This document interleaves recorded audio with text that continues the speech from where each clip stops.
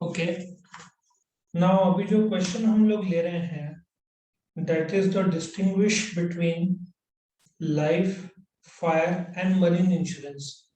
Exam में कोई भी दो आता है, कभी लाइफ फायर, कभी लाइफ मरीन, कभी फायर और मरीन एग्जाम में आता है। सो एक क्वेश्चन आने का चांस बहुत ज्यादा रहता है। एंड इफ तुम डिस्टिंग्विश बिटवीन सेविंग्स, करंट और फिक्स्ड अकाउंट और डिस्टिंग्विश बिटवीन लाइफ, फायर और मरीन ले लो, एक क्वेश्चन तो आने का चांस बहुत ज्यादा रहता है। तुम्हारे सामने देखो ये कितने बार पूछा गया है। सो इस क्वेश्चन का रेलेवेंस बहुत ज्यादा है एग्जाम में। सो तुम्हारे सामने हम प्रेजेंट करते हैं डिस्टिंग्विश बिटवीन लाइफ, फायर और मरीन।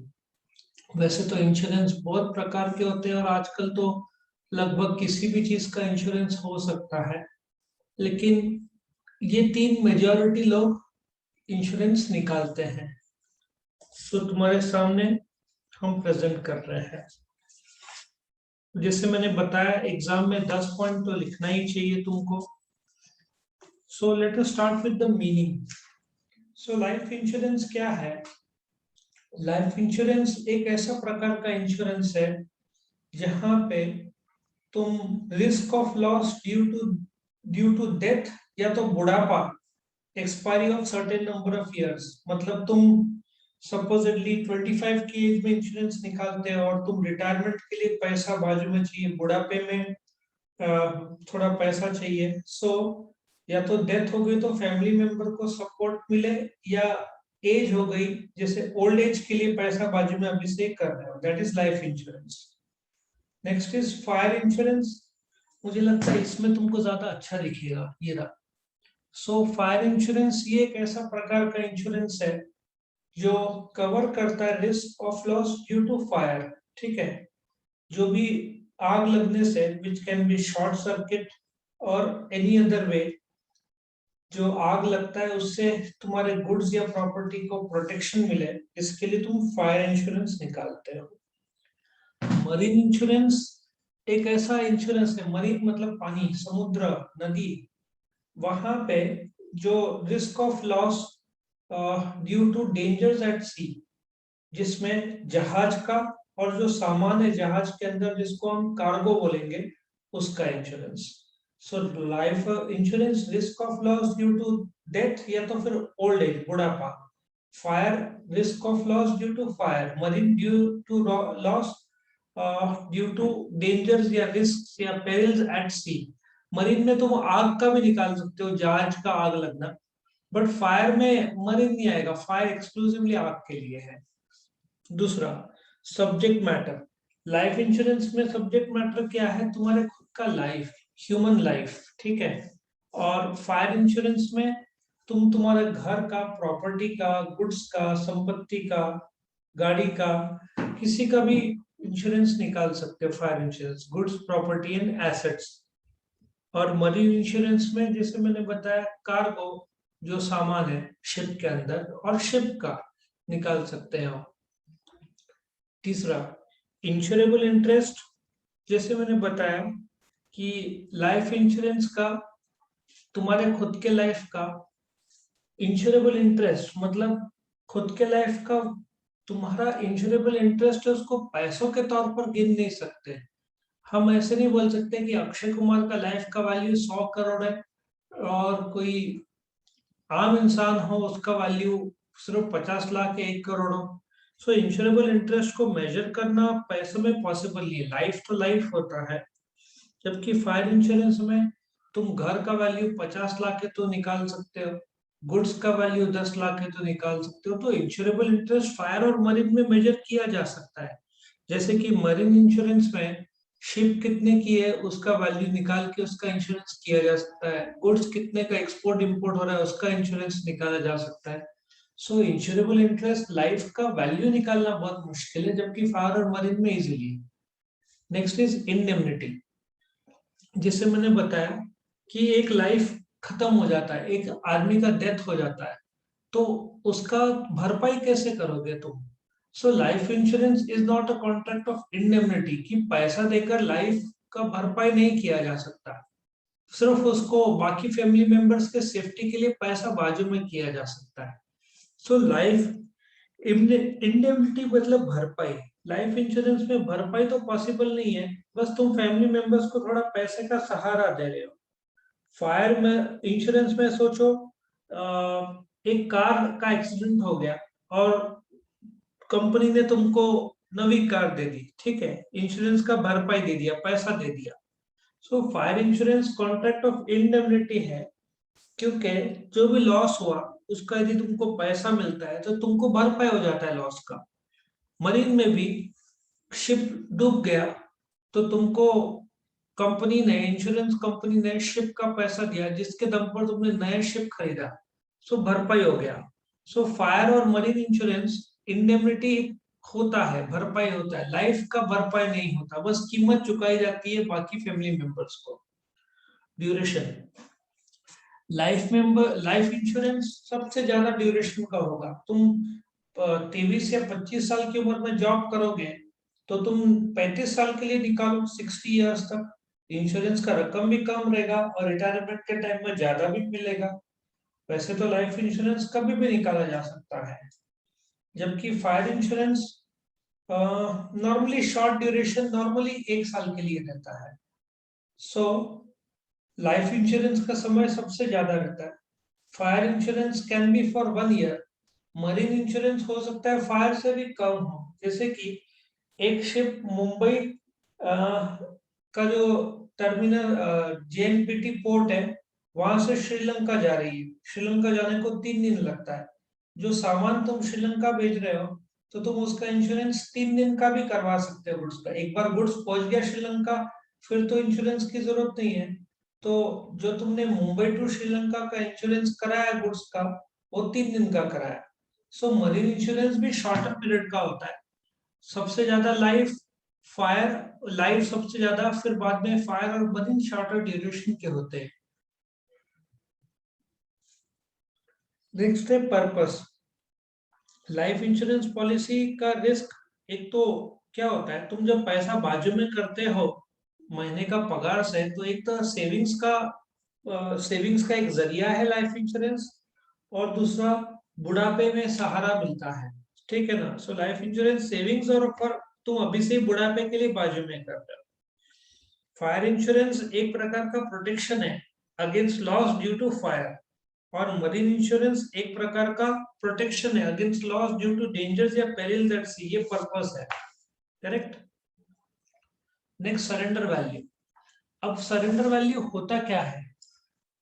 नाउ सपोजिटली तुमने लाइफ इंश्योरेंस का पैसा भरा 3-4 साल, कोविड आ गया, अब तुम्हारे पास प्रीमियम भरने के पैसे नहीं है, तुमने 50,000 रुपये भरा, ठीक है, और 3 साल, अब तुमको कोविड की वजह से शॉर्टेज हो रहा है पैसे का, प्रीमियम तो दूर की बात है, घर चलाने के वादे आ रहे हैं।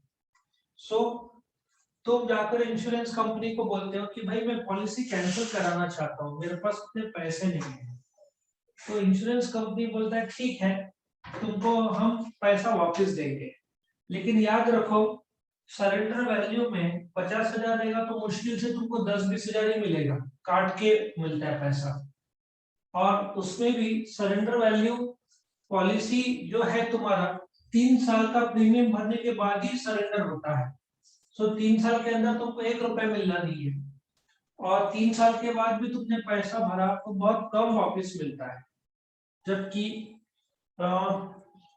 फायर और मरीन में जैसे तुमने अपने गाड़ी का इंश्योरेंस के लिए 2,000 भरा 1 साल का, तो तुमको वो वापस मिलना नहीं है, वो सरेंडर वैल्यू में काउंट होगा नहीं, वो तो प्रीमियम तुमने भरा है तो वापस मिलेगा नहीं। सो फायर और मरीन में सरेंडर वैल्यू होता नहीं है। लाइफ इंश्योरेंस में होता है सरेंडर वैल्यू, 3 साल बाद तुम अपना पॉलिसी कैंसिल करा के पैसा वापस ले सकते हो। लेकिन एक एडवाइस हमेशा मैं दूंगा लोगों को कि सरेंडर कभी भी हो सके तो मत करो। लाइफ इंश्योरेंस में यदि थोड़ा कठिन हो रहा है कोविड के टाइम में, सो तुम क्या कर सकते हो, तुम्हारा लाइफ इंश्योरेंस पॉलिसी में 50,000 रुपए जमा है, तो लाइफ इंश्योरेंस वाले तुमको कर्जा देंगे 50,000 में। कर्जे का रेट भी बहुत कम रहता है, 8 से 9 के आसपास टक्का रहेगा साल साल। तुम वो 50,000 का कर्जा लो, तुमको 50,000 तो मिलेगा नहीं, 40 से 45,000 मिलेगा। ये 40 से 45,000 का जो कर्जा तुमको मिला है, इससे तुम अपना गुजारा करो, लेकिन पॉलिसी कैंसिल मत करो, क्योंकि पॉलिसी कैंसिल हो गया और कुछ हो जाता है तो फैमिली मेंबर को एक भी रुपया मिलना नहीं है। ठीक है। सो लाइफ इंश्योरेंस में सरेंडर वैल्यू 3 साल बाद तुमको पैसा वापस मिल सकता है। अगेन लाइफ इंश्योरेंस में भी ऐसे पॉलिसी जिसका सरेंडर वैल्यू होगा नहीं, तो तुमको चेक मैक्सिमम का होता है सरेंडर वैल्यू, लेकिन जब पॉलिसी निकालते हो तो चेक कर लेने का कि क्या कायदे हैं, टर्म्स क्या है उसके सरेंडर वैल्यू के।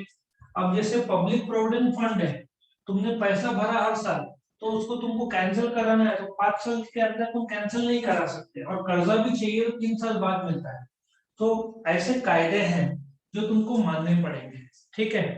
सो जो सरेंडर वैल्यू है, लाइफ इंश्योरेंस पॉलिसी है वो सरेंडर वैल्यू, लेकिन वो 3 साल बाद होता है। फायर और मरीन में सरेंडर वैल्यू नहीं होता, प्रीमियम भरा कि वो खर्चे के रूप में चला गया, वापस नहीं मिलता है। Next, rate of premium. अब लाइफ इंश्योरेंस में रेट ऑफ प्रीमियम जो तय होता है, उसका सबसे इंपॉर्टेंट फैक्टर है तुम्हारा एज। तुम जितने जल्दी निकालोगे कम उम्र में, उतना प्रीमियम कम रहेगा। जैसे तुम्हारा उम्र बढ़ते रहता है तो तुम्हारा प्रीमियम भी बढ़ जाता है, क्योंकि थर्ड, यदि तुमने 25 साल की उम्र में निकाला और 60 साल तक, तो तुम्हारे पास 35 इयर्स है, हर महीने 1,000 भी भरा तो तुम्हारा जमा बहुत अच्छा पैसा होगा। जबकि तुम 40 के बाद निकालते हो तो 60 तक टाइम फ्रेम सिर्फ 15-20 साल बचता है, तो प्रीमियम ज्यादा होगा। और तुम्हारे हेल्थ पर भी डिपेंड है, एज, तुम्हारा रिस्क कितना है। यदि तुम पुलिस में काम करते हो तो वापस से प्रीमियम ज्यादा होगा, रिस्क ज्यादा है तो। और नॉर्मल तुम्हारा काम है तो तुम्हारा ऑक्यूपेशन क्या है, तुम्हारा रिस्क कितना है, हेल्थ कैसा है, ये सब देख के तय होता है। कोई डायबिटिक हो तो उसका भी प्रीमियम अलग हो सकता है। और फायर इंश्योरेंस जैसे मैंने बोला, वापस से रिस्क पर डिपेंड है। तुम नॉर्मल गुड्स का निकाल रहे हो तो इंश्योरेंस अलग होगा, केमिकल का निकाल रहे हो तो अलग होगा, गोडाउन का निकाल रहे हो तो अलग होगा, गोडाउन में बॉम्ब रख रहे हो तो अलग होगा। सो तुम्हारा जिस वस्तु का निकाल रहे हो फायर इंश्योरेंस, उस वस्तु में रिस्क कितना है वो देख के प्रीमियम तय होता है। और मरीन इंश्योरेंस में भी जो प्रीमियम तय होता है वो एक्सटेंट ऑफ रिस्क, क्योंकि समुद्र, अभी मैं तुमको एक एग्जांपल देता हूँ। मैं पिछले साल गया था इधर, पिछले के पिछले आई थिंक, कहाँ गया था, सोमनाथ। सोमनाथ का नाम सुना है? गुजरात में आया सोमनाथ। Yes sir. वहां पे ज्योतिर्लिंग है। वहां पे समुद्र के किनारे जाने को किसी को अलाउड ही नहीं है, समुद्र खींच लेता है, इतना तेज है समुद्र में। वहां पे तो कोई डेयरिंग करता भी नहीं है, पानी पानी के नजदीक भी अवॉइड करते लोग, क्योंकि इतना तेज है समुद्र में। और वही तुम गोवा, साउथ गोवा में जाओगे तो ऐसा लगेगा समुद्र नहीं है, कोई लेक है, स्विमिंग पूल में तुम, इतना सॉफ्ट है पानी का बहाव।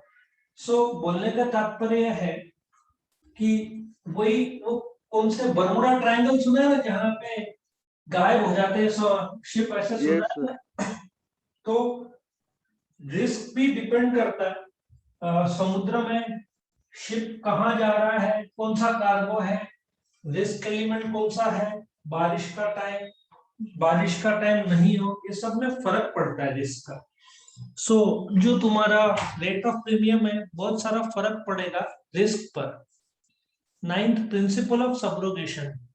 Principle of subrogation life insurance में लागू नहीं होता, क्योंकि डेथ होने के बाद बॉडी तुमको देने की जरूरत नहीं है, उसका बस क्रिमेशन करके खत्म कर दो।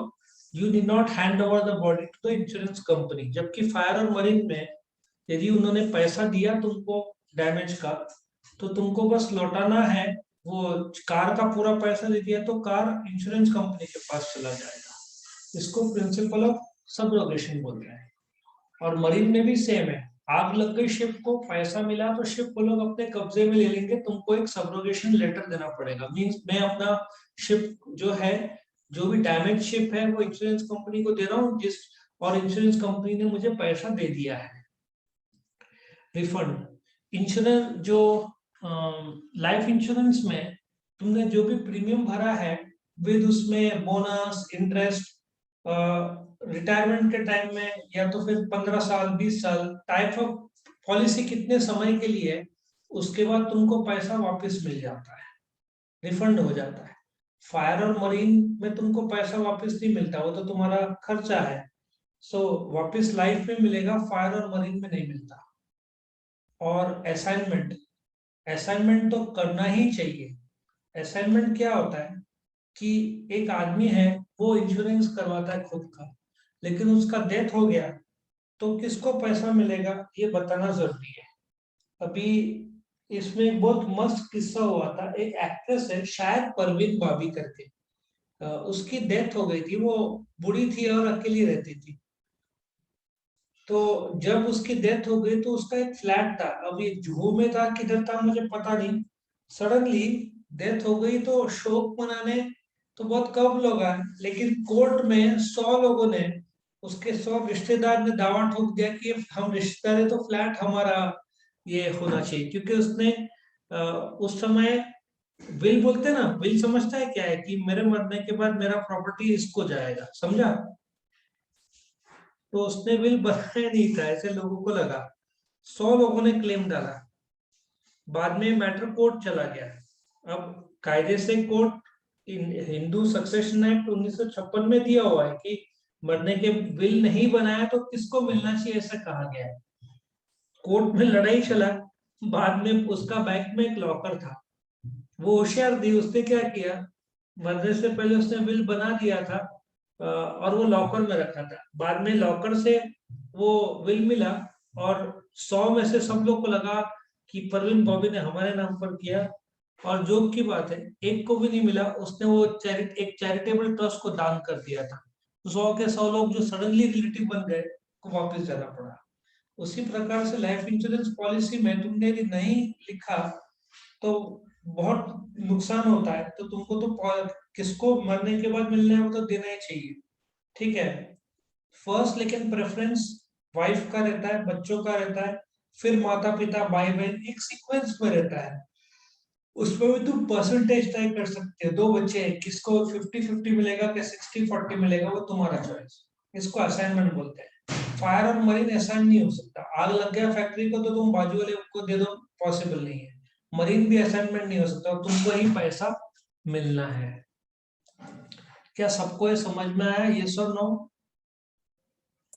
Yes sir. एक बार रीड कर लो।